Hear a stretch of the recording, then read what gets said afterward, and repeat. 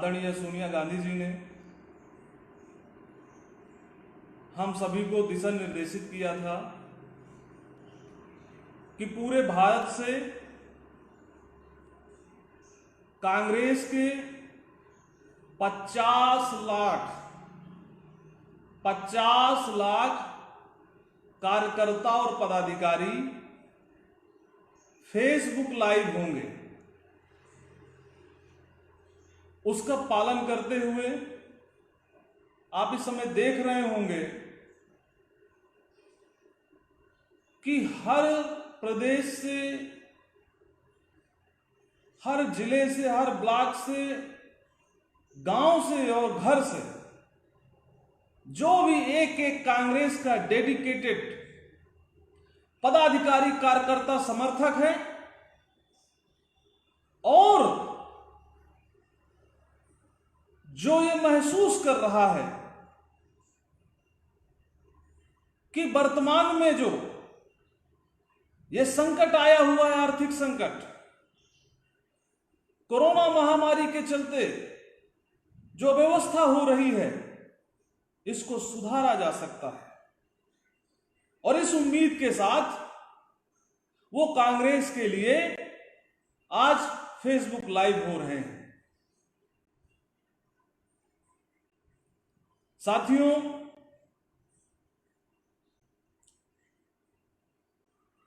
Lockdown को लागू हुए 60 दिन से ज्यादा हो गए हैं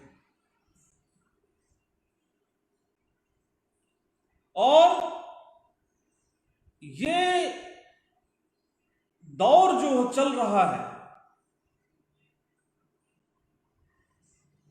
तो जो लॉकडाउन लागू हुआ था, वो जिस पर्पज के लिए लागू हुआ था, वो एक भी पर्पज पूरा होते हुए दिखाई नहीं दे रहा है। कि आप 21 दिन तक, शुरुआती जो फर्स्ट लॉकडाउन का फेज था, 21 दिन आप लॉकडाउन का पालन करिए। महाभारत का युद्ध 18 दिन में जीत लिया गया था। हम कोरोना महामारी से इस लड़ाई को 21 दिन में जीत लेंगे। बहुत धैर्य के साथ, बहुत अनुशासन के साथ इस देश के लोगों ने प्रधानमंत्री जी की बात का अनुसरण किया। 21 दिन हो गए। उसके बाद प्रधानमंत्री जी फिर टीवी में प्रकट हुए और उन्होंने कहा कि अब आगे जो है लॉकडाउन बढ़ेगा और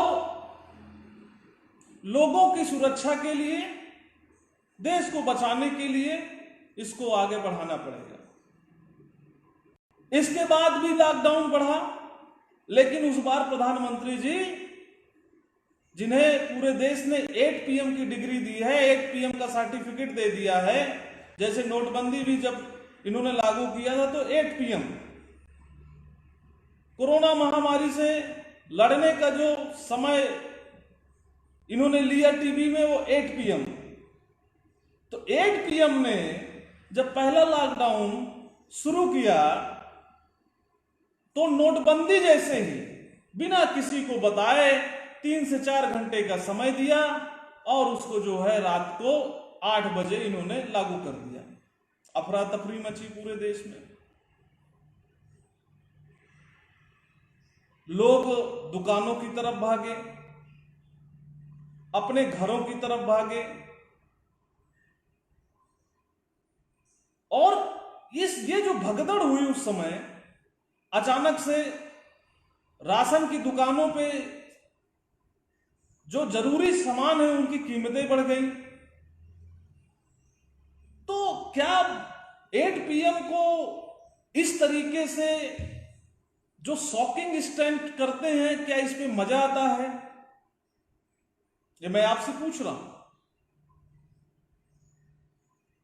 लॉकडाउन का फर्स्ट फेज कंप्लीट होते होते इस देश में रहने वाले जो गरीब मजदूर तबका है, उनको ये महसूस हुआ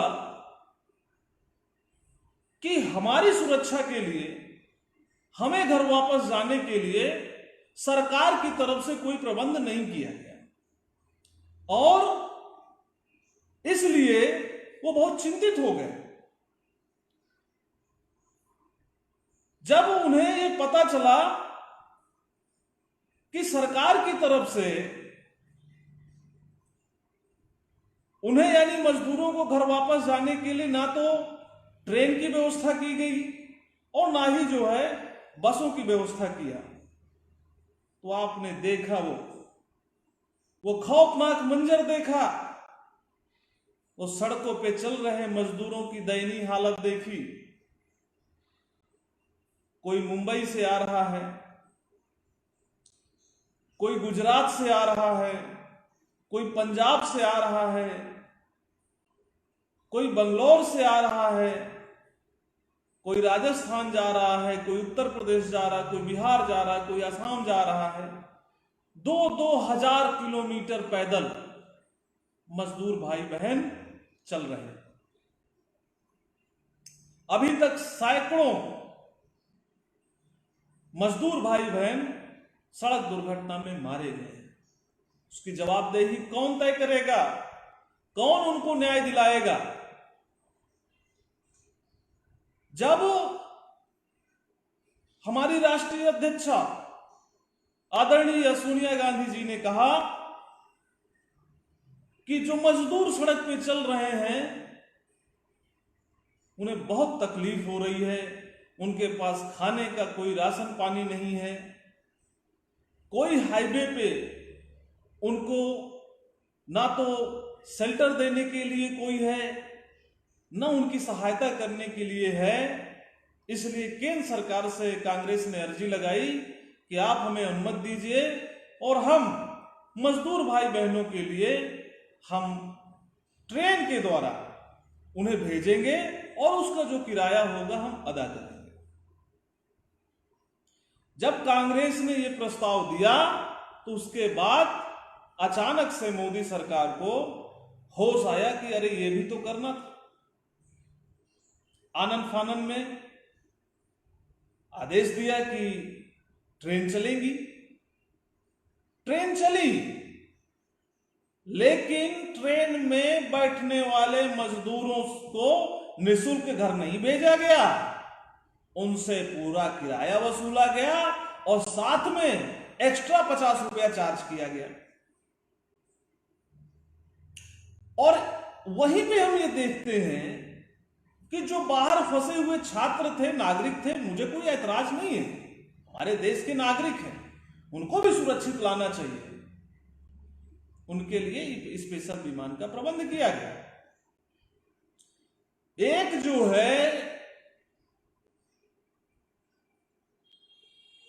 एक देश में किसी नागरिक का कुत्ता फंस गया था, उस कुत्ते को लाने के लिए एयर इंडिया का विमान गया और उसमें बड़ा गर्व फील हुआ कि हमने जो है कुत्ते को वापस लेके आए।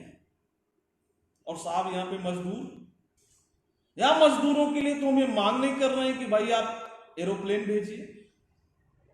उनको इस देश के अंदर हजारों ट्रेनें हैं, आप उन्हें चलवा सकते हैं, लाखों बसें हैं, आप उन्हें चलवा सकते हैं, लेकिन आप गरीबों की मदद नहीं करना चाहते। इस समय लॉकडाउन में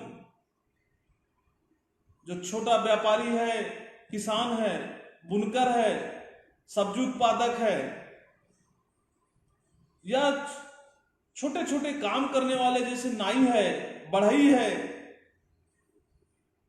ऐसे लोगों का रोजगार छिन गया है।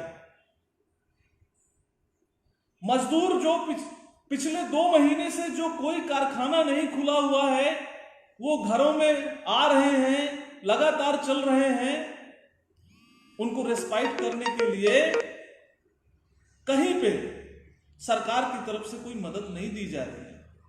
ऐसे समय पे कांग्रेस ने ये मांग की है कि जरूरतमंद लोगों को और न्यूनतम आय वर्ग के लोगों को 10,000 रुपए, 10,000 रुपए का अग्रिम, और उसके बाद चूंकि लॉकडाउन लगातार चल रहा है, सारा बिजनेस ठप है, सारी कंपनियां ठप हैं, तो उनको रोजगार नहीं मिलेगा। इसलिए अगले 6 महीने तक 7500 रुपए प्रति मंथ इन परिवारों को केंद्र सरकार प्रोवाइड करवाए। मजदूर राष्ट्र निर्माता हैं, हमारे राष्ट्र की नींव बनाने वाले मजदूर हैं। आप क्या सोचते हैं कि मजदूरों की मदद नहीं करेंगे तो आप बच जाएंगे? ये देश नहीं बचेगा।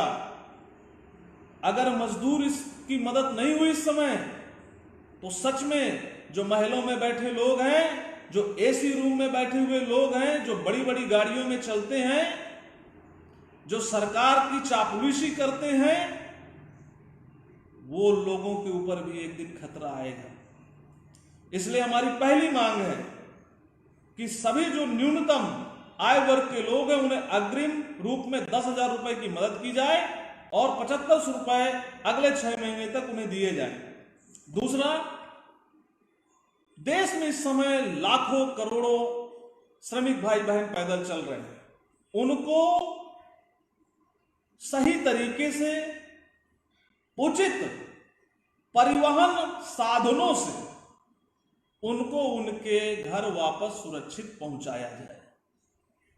यह हमारी जिम्मेदारी है, यह इस देश के प्रधानमंत्री की जिम्मेदारी है, यह इस देश की सरकार की जिम्मेदारी है, और उस जिम्मेदारी से आप भाग नहीं सकते मोदी जी।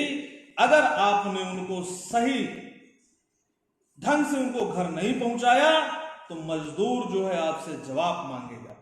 और तीसरी बात जो मेरे उत्तर प्रदेश से संबंधित है, हमारे गर्व, हमारे लीडर आदरणीय अजय कुमार लल्लू जी से संबंधित है। यह बहुत दुख की बात है, यह विडंबना के साथ मैं कहना चाहता हूं कि एक वो शख्स जो मजदूरों के लिए, उन्हें वापस लाने के लिए लगातार इस प्रदेश के मुख्यमंत्री योगी आदित्यनाथ को पत्र लिखते रहे, उनको सुझाव देते रहे कि मजदूरों को कैसे लाया जाए, उनको जो है कैसे सुरक्षा किया जाए, वो जो आ रहे हैं उन्हें कैसे क्वारंटीन किया जाए, उन लोगों को कैसे आइसोलेशन वार्ड में रखा जाए। लगातार जो है उन्होंने जो है उत्तर प्रदेश सरकार को सुझाव दिए और उन्होंने ये मांग किया था कि ये महामारी का दौर है, इसमें ऑल पार्टी मीटिंग बुलाएं जिसमें पक्ष और विपक्ष सभी बैठे और सबको मिलकर लड़ने की जरूरत है। लेकिन इतनी अहंकार से परिपूर्ण ये योगी सरकार है कि उनकी बातों पे कोई ध्यान नहीं दिया। जब हमारी राष्ट्रीय महासचिव आदरणीय प्रियंका गांधी जी ने कहा कि यदि योगी सरकार हमें अनुमति दे तो हम 1000 से ज्यादा बसें उत्तर प्रदेश के बॉर्डर पे लगवाएंगे और उससे जो है निःशुल्क उत्तर प्रदेश के प्रवासी भाई बहनों को घर भेजेंगे। 2 दिन तक हमारी बसें खड़ी रही, उसको जो है परमिशन नहीं दिया। उसके बाद यहां पे योगी सरकार ने कहा कि हम 1000 बसें आपकी चलवाएंगे। अब उन बस को लेके हमारे आदरणीय प्रदेश अध्यक्ष जी बॉर्डर पहुंच रहे थे, लेकिन उनको पूरी राजनीतिक साजिश के तहत उनको आगरा में पुलिस ने घेर लिया और गाजियाबाद नोएडा नहीं जाने दे रहे थे। अजय कुमार लल्लू जी, जिन्होंने जिंदगी में खुद मजदूरी किया है, मजदूरों की दर्द और पीड़ा समझते हैं, वो वहीं पे अनशन किया। मजदूरों के लिए योगी सरकार से भिड़े आगरा पुलिस ने उन्हें गिरफ्तार किया। ज्यादा जन दबाव के चलते उन्हें छोड़ दिया गया। लेकिन योगी सरकार की साजिश देखिए कि जैसे ही वो छूटे, लखनऊ पुलिस वहां पहुंच के तुरंत उनको गिरफ्तार कर लिया और उसके बाद यहां पे गैर कानूनी फर्जी धाराएं लगाकर उनको 14 दिन की न्यायिक हिरासत पे भेज दिया। क्या गुनाह किया है हमारे प्रदेश अध्यक्ष ने?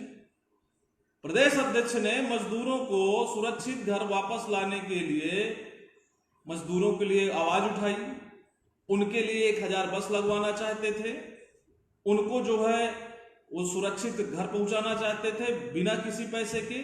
क्या ये जो है अपराध है? क्या कोरोना महामारी से लड़ने के लिए आपको सुझाव देना अपराध है? अगर ये अपराध है तो उत्तर प्रदेश का कांग्रेस का एक एक पदाधिकारी और कार्यकर्ता ये जुर्म करने के लिए तैयार है। आप तो पूरी तरीके से फेल रहे हैं। हमने मदद किया है, अभी तक हमने 67 लाख लोगों से ज्यादा